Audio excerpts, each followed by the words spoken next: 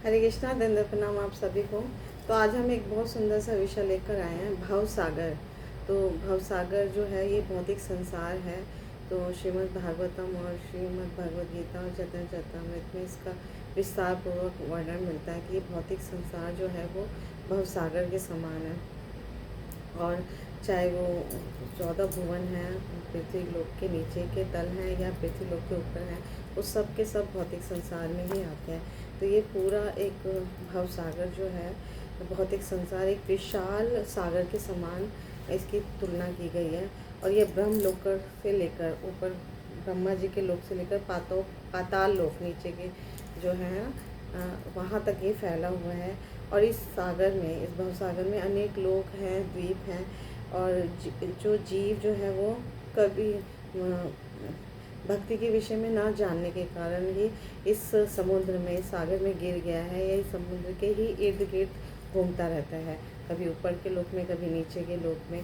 तो वो प्रयास तो करता है कि कैसे वो समुद्र के किनारे तक पहुँचे, और संघर्ष करता रहता है। तो इस भवसागर में भी अस्तित्व अपना बनाए रखने के लिए वो संघर्षरत रहता है। तो हर व्यक्ति इस भवसागर से बाहर निकलने का प्रयास करता है, प्रयत्नशील रहता है, किंतु जो वह तुरंत किनारे तक पहुंच ही नहीं पाता या संघर्ष ही करता रहता है। तो वह उसका प्रयास तभी सफल होगा जब वो श्री चैतन्य महाप्रभु की कृपा से सागर को पार करेगा। और श्री चैतन्य महाप्रभु की कृपा जो है साधु गुरु शास्त्र के माध्यम से हम पर बरसती है। तो उसी कृपा से वो इस भाव सागर को पार कर सकता है।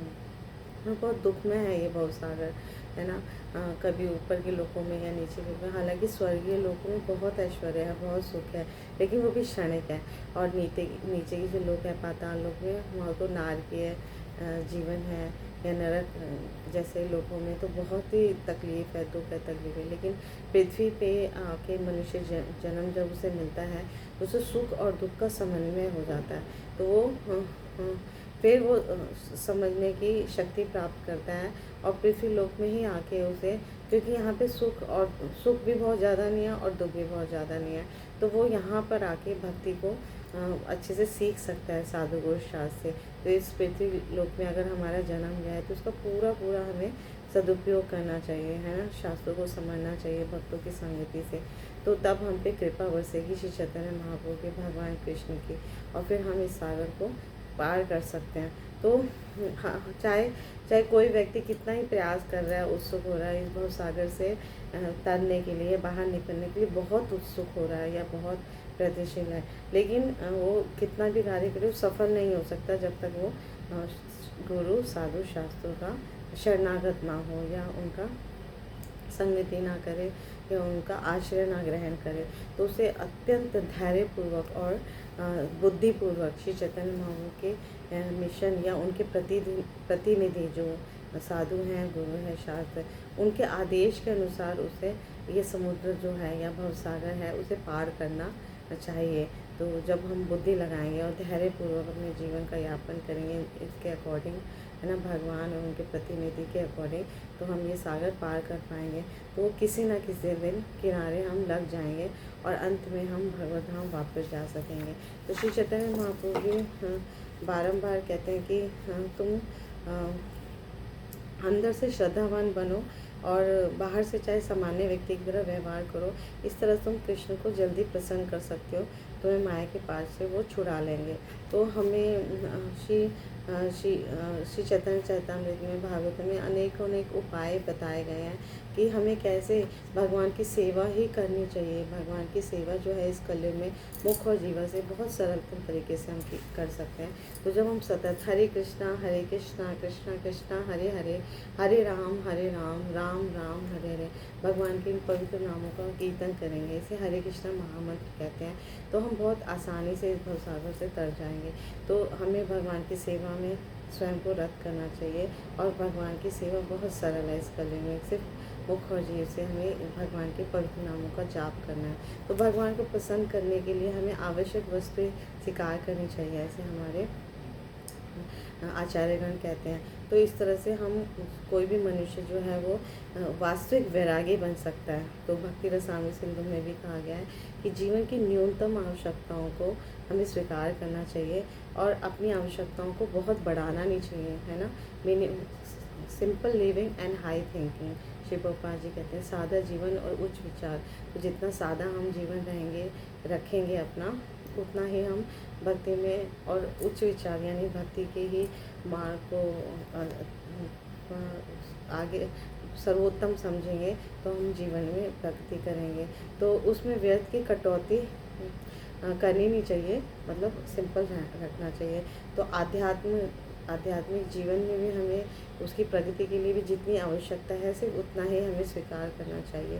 तो श्री जीव गोस्वामी भी कहते हैं कि अनुभवी भक्त जो होते हैं वो केवल उन्हीं भौतिक वस्तुओं को स्वीकार करते हैं जो भगवान की सेवा में वो सहायता मिल सके। तो जो भी भगवान की सेवा में हमें उपयुक्त हो उसे स्वीकार करना चाहिए और भौतिक वस्तु कहकर उसका बहिष्कार नहीं करना चाहिए। इसे युक्त वैराग्य कहते हैं। तो ये यहाँ पर श्री भक्ति रसामृत सिंधु में बहुत सुंदर श्लोक आता है।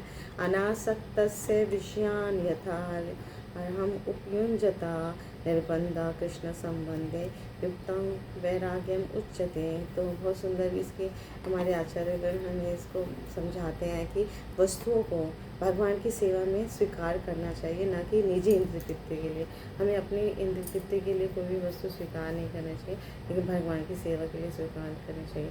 और किसी भी वस्तु को आसक्ति रहित होकर स्वीकार करनी चाहिए, उसमें आसक्ति या मोह नहीं बांध लेना चाहिए। और ये इसलिए स्वीकार करना चाहिए कि हर वस्तु जो है भगवान कृष्ण से संबंधित है।